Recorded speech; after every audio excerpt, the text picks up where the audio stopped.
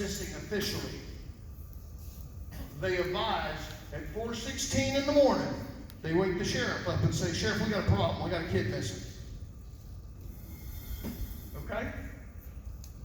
Dispatch tells Gregory, "Okay, 10-4, sheriff will call you. We'll get the sheriff will call you." At 5:33 a.m., according to dispatch logs, radio transmission, all the other good stuff, Pine Gregory is unable to locate Tom, advises to go off duty, and the sheriff is coming on duty.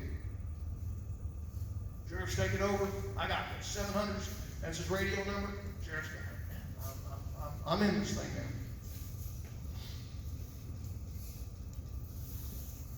At 5:56 a.m., right where you're sitting right now, a camera on the side of the building picks up Tom's car, driving right down here to the water plant, taking a right and going up on a hill just south. And how many yards? 50 yards? 50 yards from this apartment complex over here. Lights turn off. That's it. The camera doesn't pick up anything else. 6:09, unable to locate 700, will come out. So they're putting out radio transmissions. "Hey, look, we can't find Brown. We need 700 out here. Get him out here." That's it. 6:09 a.m. At 6:15 a.m. to 7:30, Chris gets up, is sitting in the living room, says, "This is BS. I'm going to go look." Chris gets in his car and starts to go look. How do we know this? Where they used to live on top of the hill, there are cameras at different convenience stores, different businesses. We all see Chris leave. At 6:16, according to dispatch records, everything else that comes with it, radio transmissions, etc., Nathan Lewis is assigned by the dispatchers and put on the record for the missing persons. He's en route. At 6:21, I want y'all to remember this. At 6:16 a.m., according to the records, I'm in service, en route. 6:21, according to Nathan Lewis, is in service. So we got our first discrepancy. We're en route. Oh, no, well, I'm in service now.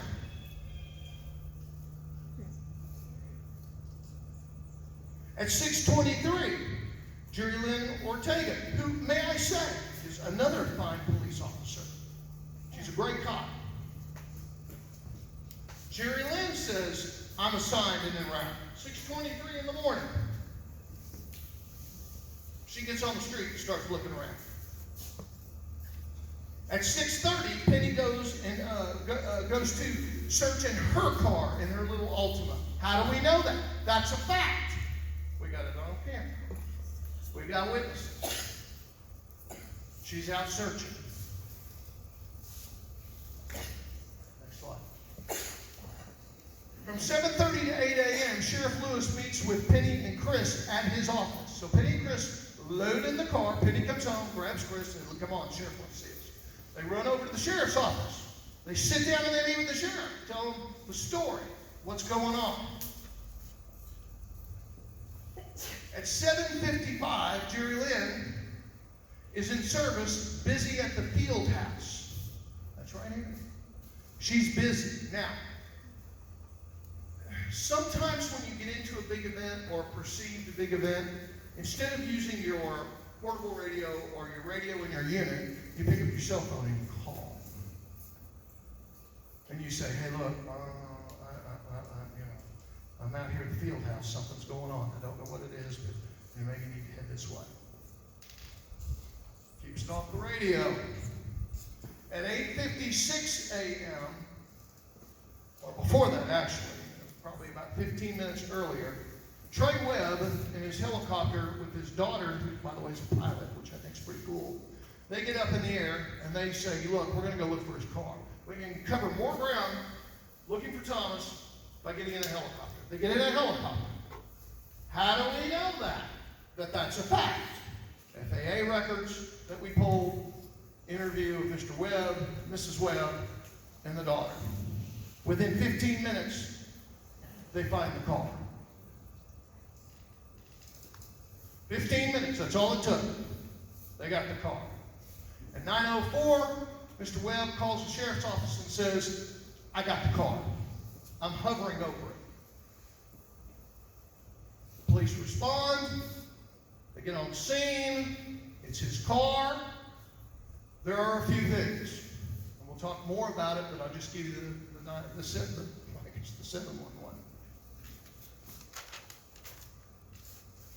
There is blood in Tom's car. There's not just a swipe. And finally, the Attorney General of the state of Texas admitted last night in their press release that there was more than a swipe of blood in the car. Of course, they turned it on us and said, but ha ha ha, they didn't find it. We're like, oh no, what did we miss? But we'll get into that in a minute.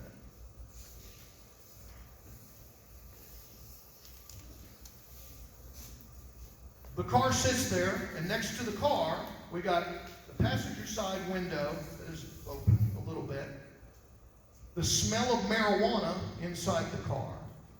We've got urine, or a urine spot next to the truck, where somebody got out of the car, went to the bathroom, but there's no discernible tracks that they can follow.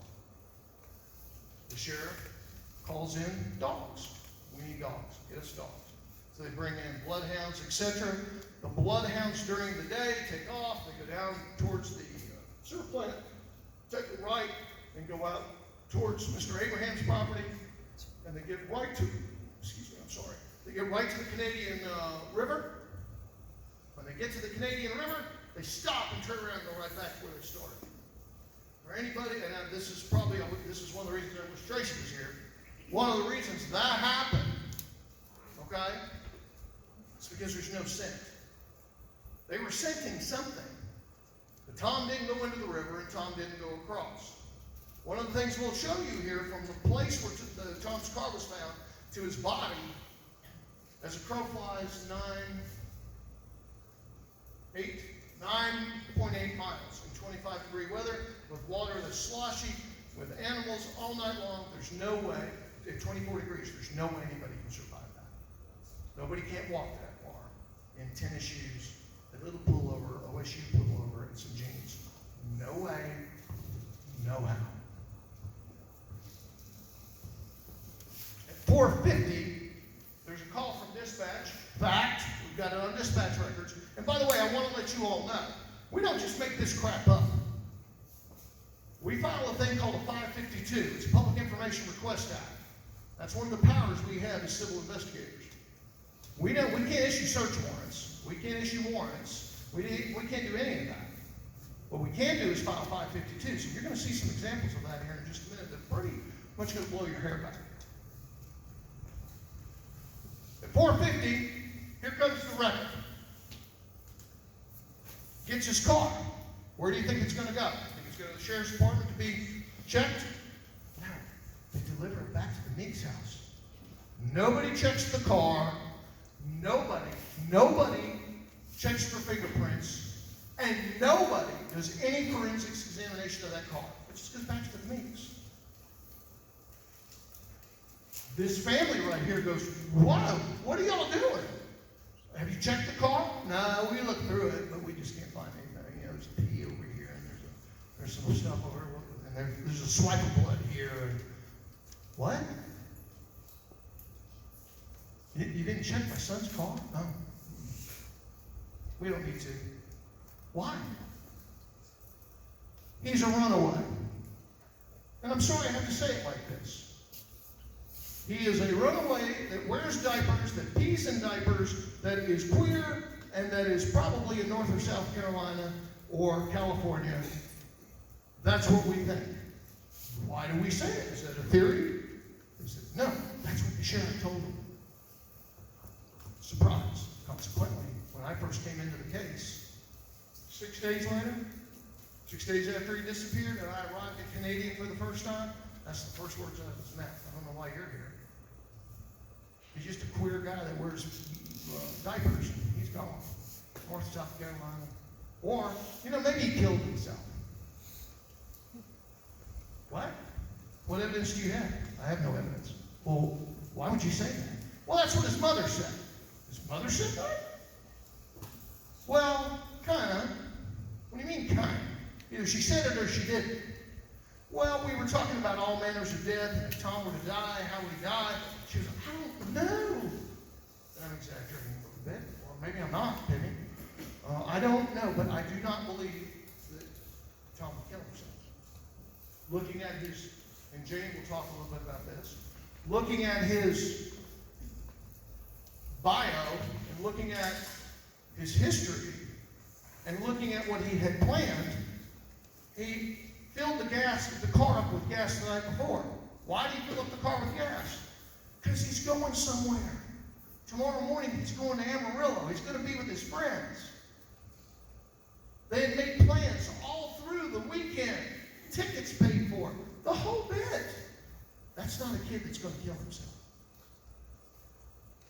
Now, the interjection is he listened to 2 songs. And then the OAG says, well, he looked for a suicide hotline on his phone. Okay. How'd you get that? The FBI report and how we were reported what the FBI said on the phone, and we'll get to the phone in a minute, said, we didn't find anything. But now all of a sudden we find another group that says, well, this is this and that. Okay, take it at its face value. So we looked it up. The words of the 2 songs are benign at best. So at 4:50, we've gone through this, how we found the car. Well, not we, I apologize, not we. They found the car and what was in it. Here's what was missing. In the car, what was missing was his book bag. We call it a backpack. That's the famous backpack. Backpack's missing. His keys are missing. His wallet and his high school laptop. All the kids get a high school laptop, is my understanding. That's great. Congratulations. That's where the future is for your children. Keep that going. We started looking at the high school laptop and we started interviewing children. This is a fact. We start interviewing children, and the kids all tell us, well, you know, they always know where we are. What do you mean? You can track the laptops. What? You can track the laptops. Hold on a minute. Say that again. You can track the laptops. They have software in there that even if it's turned off, we can track the laptops. Is that true? No. What is true is the kids have the fear of God that the teachers put them in. Don't screw with your laptop, and we'll always find you. You know what I say to the teachers? Gold star there. Good job, teachers. Not that they lied to them, but they're saying, hey, look, this is a pretty expensive piece of equipment. We can find you. November 24th, 2015, secondary search over a 6 square mile area down by Lake Marvin Road to the north. Okay? There are no hits, no signs, no dogs, no sightings. The search dogs had on Tom's car. They sniffed Tom's car to get the scent, which is normal operating procedure. They went again to the river and the scent, and they ran right back. No scent of Tom. None. No scent of Tom. Tom was not there. Fact. All this damn conjecture I get all the time. Oh, that's theory. Oh, no, it's fact. Fact. Not one dog, and there were a bunch of dogs, and there were some really good dogs. Texas Department of Wildlife, they brought their dogs in. There were some good dogs out there. No scent of Tom. Next picture, please. November 25th, teams came in with searchers, over 100 people, and they grid searched, and it was completed, and sonar searched, deer stands were searched, no Tom. November 26th, searching in the same area, found nothing again. November 27th through 29th, horseback searches, nothing found. November 29th, the Meeks hire Klein Investigations and Consulting. Hi. I want to stop for a second, and I want to tell you about that phone call. I was somewhere. I don't even remember what happened to Caroline. She's gone. Oh, there she is. I was out of town. Caroline buzzed me on my cell phone and said, we got an emergency. I said, oh, what's the emergency now? We got a missing kid, 18 years old, up in Canadian, Texas. I said, where the hell's Canadian? She goes, up in the Panhandle near Amarillo. I said, country. She goes, yeah. I said, how serious? She goes, from the story I've been told, it doesn't sound good. It looks like we're going to be looking for a dead one. I said, oh, no. You know, I wake up every morning thinking, you know, when the phone rings and I look and I see it's the office and I go, oh, God, please, God, let it be a live one. I say, okay, let me get in this Meeks phone number. I talked to Penny. Sit down on my back porch. I said, Penny, my name is Philip Klein. How can I help you? I didn't interject myself in this case. I was requested to come into this case. She goes, I understand you just found, we found somebody. Who did we find? Down in Mexico. We just extradited them from Mexico, brought them in.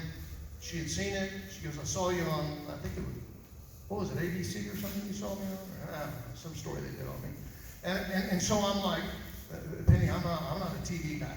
I don't like that Dog the Bounty Hunter. I don't like all these special ID shows. I just don't like them.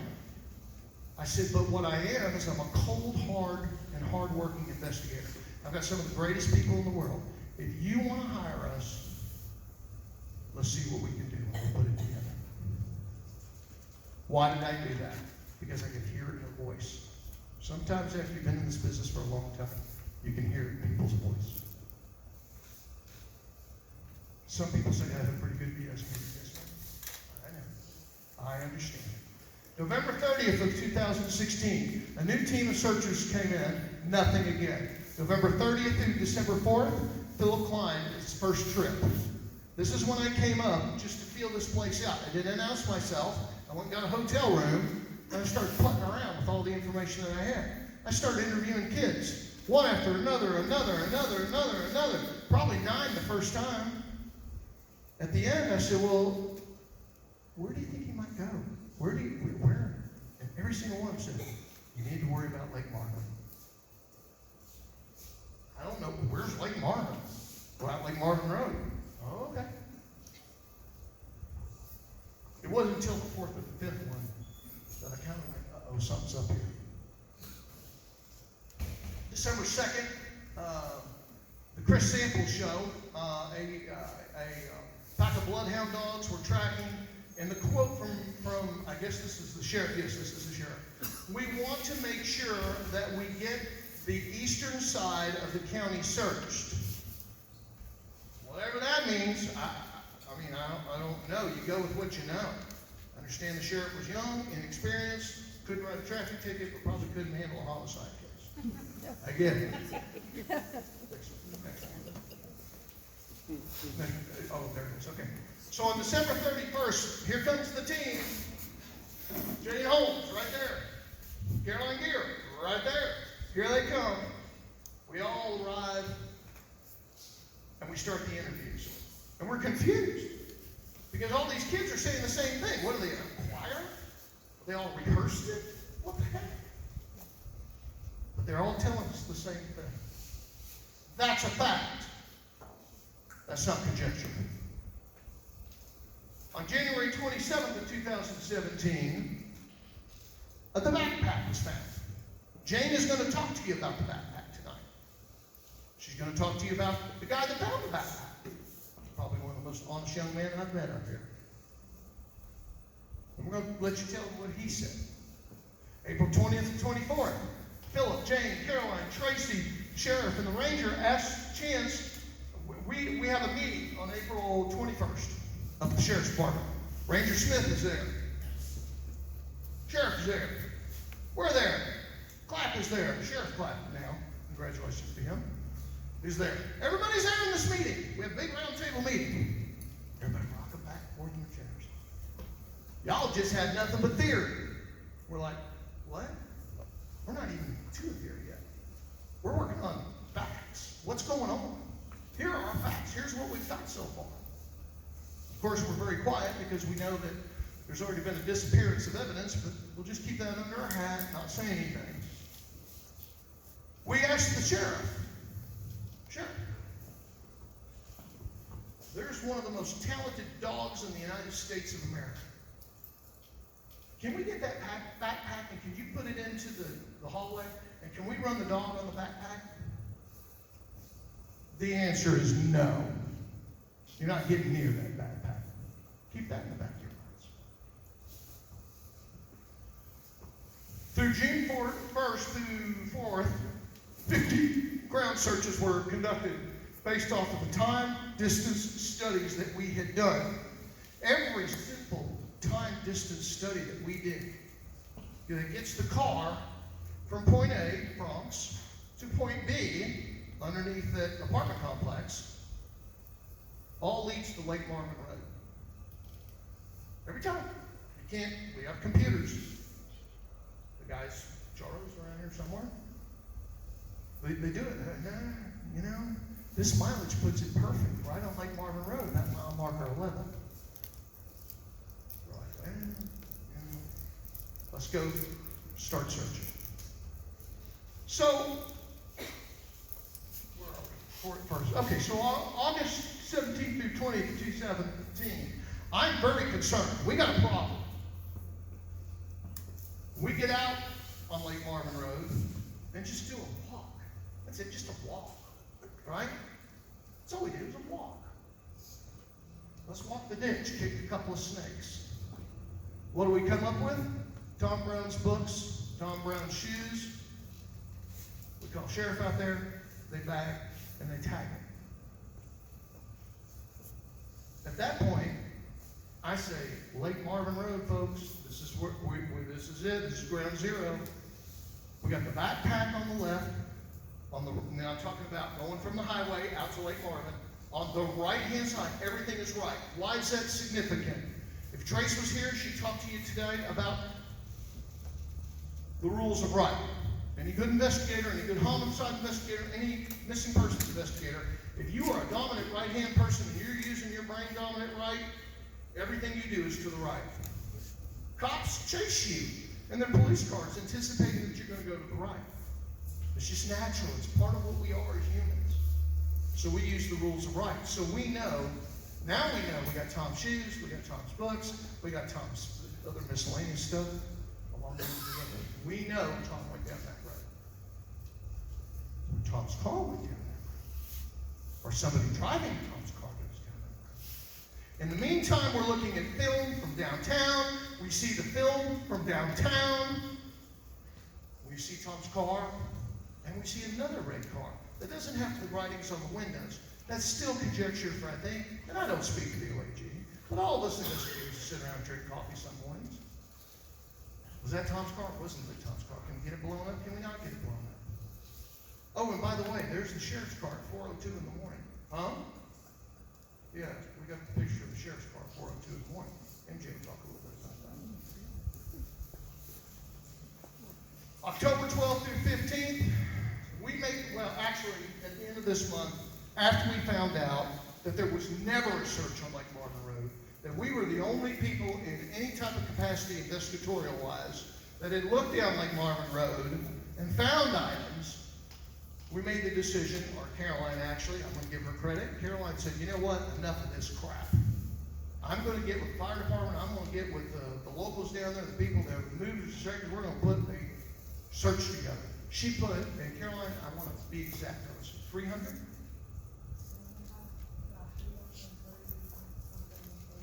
330 searchers showed up, and this was out probably of 500 people that applied to go search. We narrowed it down. And so anyway, so now we got our searchers. So we do a search on October 12th of 2015. Volunteer search.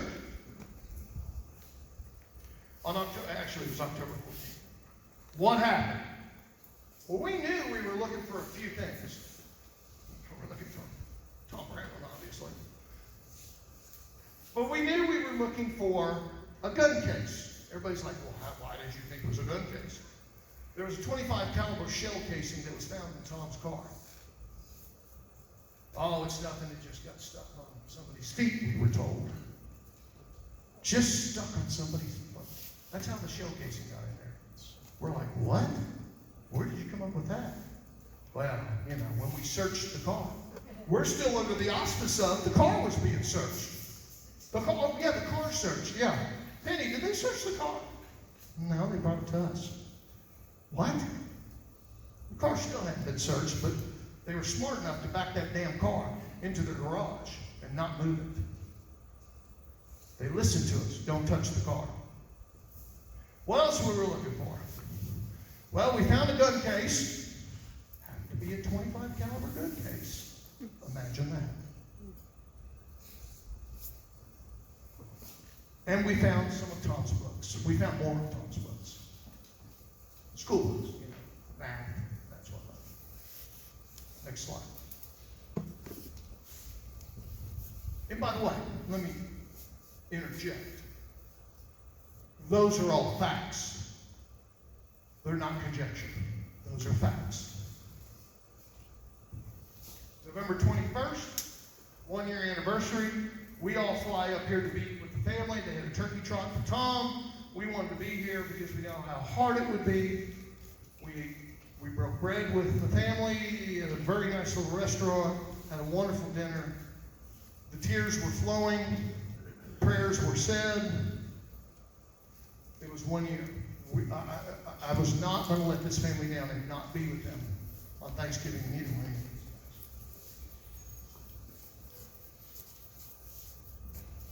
January 2000, and during, by the way, I left the big part out. Imagine that. During the search, within 10 minutes, a cell phone was found. When we saw the cell phone, and we all gloved up, and we'll show you some pictures. When we gloved up, put our gloves on, we were doing all this stuff, I looked at it and said, that is not Tom's cell phone. That cell phone is in pristine condition. Pristine condition. The mowers hadn't chopped it up, nothing to chop it, and the screen's not even broken. We bagged and tagged it, sent it to Quantico, to the FBI. I didn't, law enforcement did.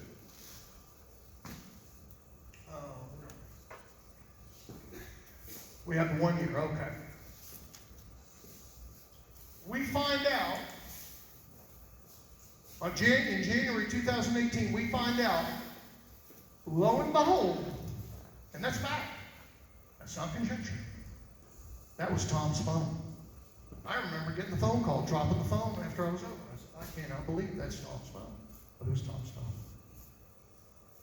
Yay, we got our first really good piece of evidence.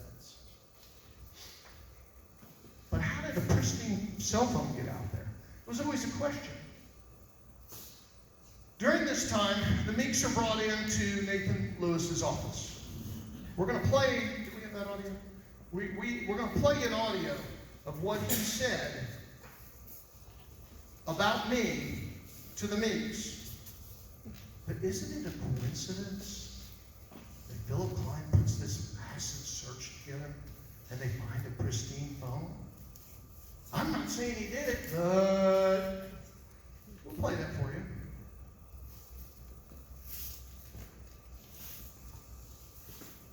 (2018). Between January 15th and February 28th, I do a lot of work politically wise for a lot of people in Texas. I have a friend of mine that works at the governor's office.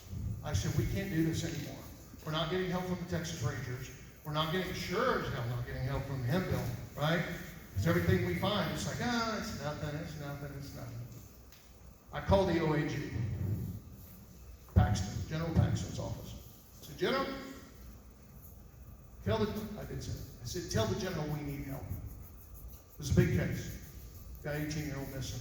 We got evidence all over the place. We're just not getting what we need from this small town. Sheriff's Department. Penny gets on the phone. They tell me what to do. Right, Penny? I called Penny on the phone. I said, Penny, you need to call the OAG's office. You need to call your representative. You need to make all these phone calls. She did, and the OAG jumped in. After the sheriff was approached, and they told the sheriff, hey, there's a problem up there. You need our help. He did the right thing. He said, yeah, I do need your help. Sergeant Rachel Cady and Detective Chris Smith, they come and we meet with them. All this conjecture last night in their crazy press release where they can't even spell my name right. All this BS conjecture. Mr. Klein's not cooperative. We don't cooperate with Klein. We don't talk. We have over 300 documents that show phone calls, emails, evidence transfers, everything we've got. And we even hosted them at our offices and had them out to dinner to a very nice restaurant on the Nature's River. We don't understand why they came out and said that last night. It's confusing to us, but they have their reasons. Whatever. That's not my monkey and it's not my zoo. They'll end up paying for it. So I speak with the OAG on February 28th, tell them what's going on. They say, look, we want all of you to go take polygraph tests. Okay, I'm going to take a polygraph test. Where do you want me to go? I can go today. I got a free afternoon. I don't play golf. I don't fish. Where do you need me? Oh, well, we'll get to you. Okay. We come back up here, July 1st through 5th. Now remember, I'm on standby to go give a polygraph test. 1st through the 5th, Jane and I come up here and we conduct 11 more interviews. We call them follow-up interviews. I put the hound dog on them. That girl right there. All of a sudden, the story starts to change. Different information starts to come out. Timelines get moved. We're like, uh-oh. Some error on it. January 18th of 2019. Oh, I'm sorry. Where am I? Where am I? Okay. All right. So, after that was confirmed, and after Penny was brought in, and they said Philip Klein, bad guy, bad man. Oh, get rid of him, bad man. I write a 6-page letter to him, and I copy the state's attorney. Hey, you're lying. This is not true, and here is what's true, and I backed it up. That's a fact. It's public record. You can go get it.